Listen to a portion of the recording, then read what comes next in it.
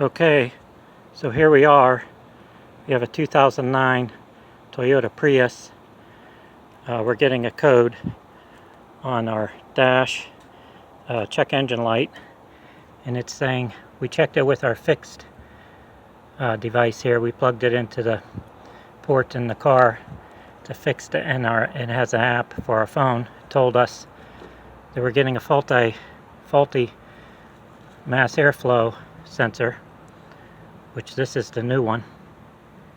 Goes in, and you can see it's clean inside, and you don't want to touch the inside of that when you're putting it in. So we also want to replace the air filter, which is right here. We have a new one. We're going to replace it. It's going to go in here.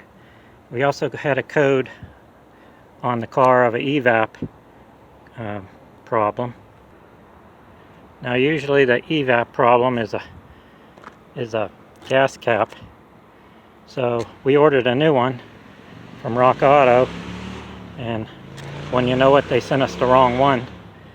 So we can't replace this. As you can see, the one I have on it, it has the thread type cap, where the new one has a triangle type cap, so that won't work. So we'll have to return that to Rock Auto. So here, the first thing we did, we noticed some of the screws, namely this one here, was rusty. Since this is a 2009, it's 11 years old, has a little rust. So we squirted a little bit of this multi-purpose lubricant to loosen up that screw so we won't have trouble taking it off. But the first thing we're going to do is take this cover off for the air filter.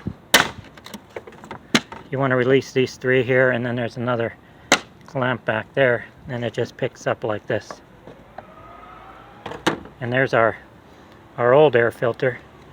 Has a gasket here, and as you can see, it's got some debris inside it, so we're going to replace that.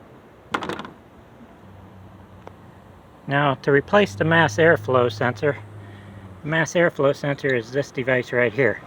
So what you want to do is disconnect this wire right here first. You push in this tab, and it comes off right like that. And then there's another clip right here that holds the wire in. You just pull that back like that. Leave that alone for now while we take this off. Now, to get this off, some cars it's easy to take off without taking off the whole air filter assembly.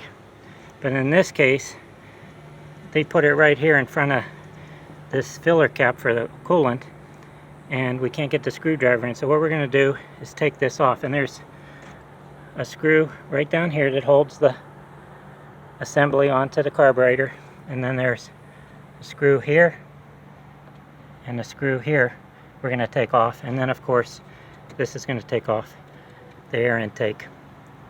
So we're going to do that right now. Okay, so you see we disconnected